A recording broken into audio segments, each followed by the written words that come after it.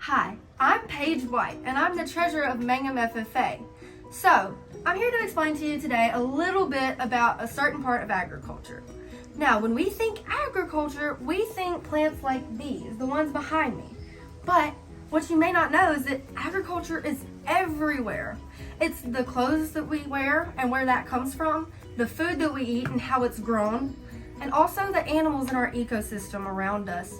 This week, I had the pleasure of visiting Elam Woods Whitetails with Mr. Bill and Miss Pam Holdman. I got to see an inside look at their work with selective genetics and crossbreeding deer. So let's turn the page and dive right into this story. I had the privilege of visiting the Holdmans right after the birth of two sister deer. Stuff up and stuff in that, so I had to go up in there and deliver her. So I was a mess. Oh, you're such a funny kid.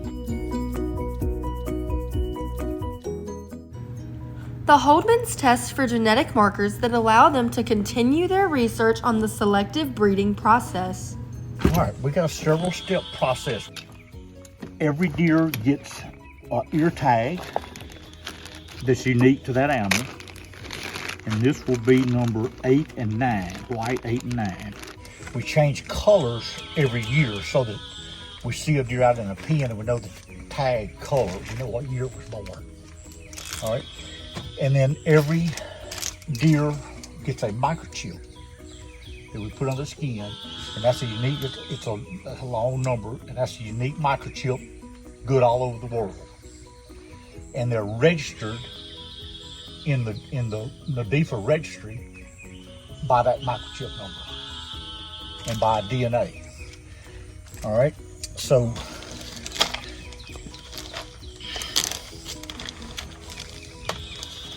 this is a little vial of formaldehyde, and this little machine right here, load this,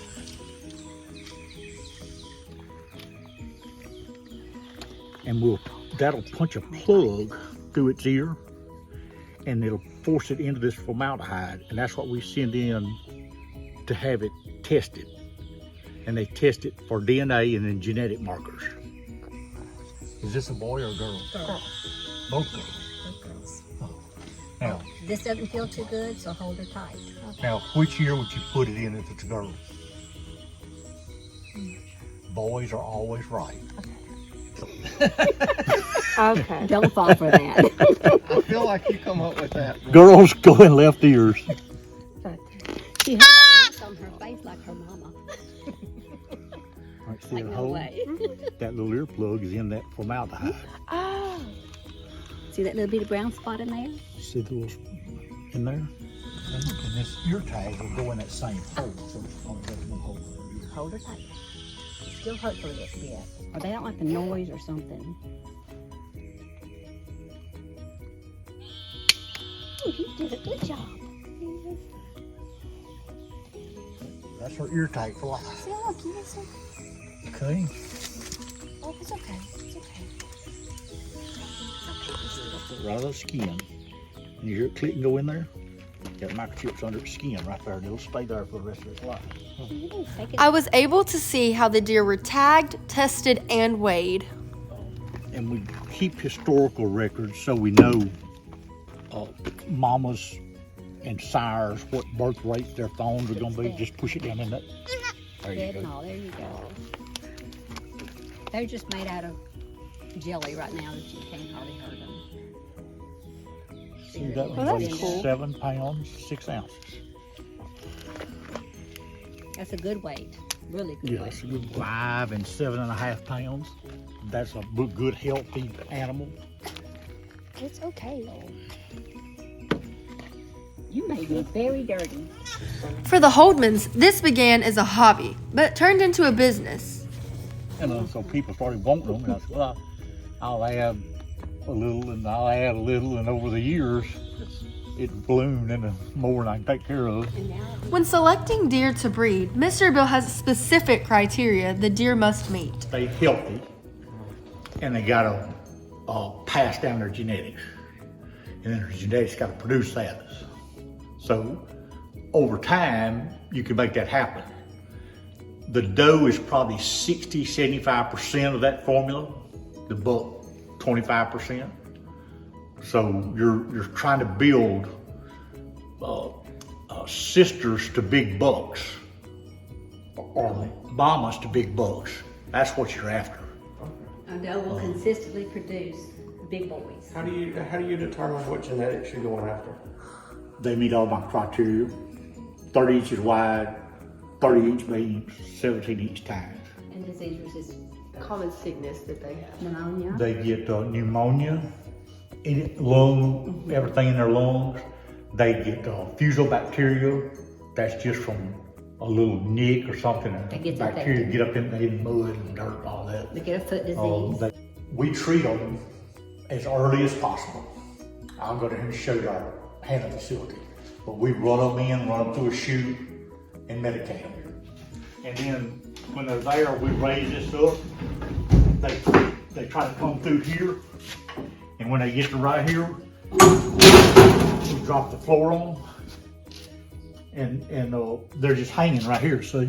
Their feet can't touch. And then the we ground. can vaccinate them, check their feet, check their ears, feet. check their nose, whatever. put them to sleep. If we're gonna artificially inseminate them, we put them to sleep. And what time of year do you do this? Well, in November is when we artificially inseminate the does. Okay.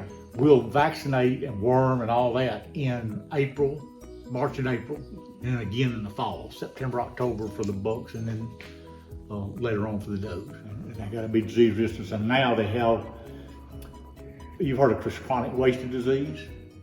Well, we've discovered through research that we can take certain markers at certain codons and they won't get CWD. So we pick out deer that at codon 96 has 2 SS markers. They're gonna pass at least one of those markers on to their fawn. So if I can take a SS buck and an SS doe, I'm gonna get SS fawns. They will have resistance to chronic wasting disease. Elam Woods holds a special license called an alternate livestock license. This license was given to them from the Louisiana State Department of Agriculture. It allows them to sell to deer farms across 25 states in the USA. The economics of it is pretty simple. The semen, I can get about 100 to 150 straws of semen out of that deer every year, and I'm selling them for $3,500, $4,000. So it stacks up pretty quick on semen for once you get one like that. And the marketing on it's not hard once they see the product. Once they see the product, they hooked. Yeah. This is not typical. This is typical because it doesn't have all these extra points going everywhere. Typicals are quite symmetric. That's hard to grow. These are easy to grow. The demand is for those. Yeah, when a hunter's going to go spend $40,000 to shoot a buck, that's what he's going to shoot. Now you'll have a few that want something weird like this, but As you can see, there's much that goes into running a deer ranch like theirs. So, as the treasurer of Mangum FFA, we would like to give you a special shout out, Mr. Bill and Miss Pam Holdman at Elam Woods Whitetails, for all the work that you do there. Join me next time as we turn another page in Louisiana agriculture today.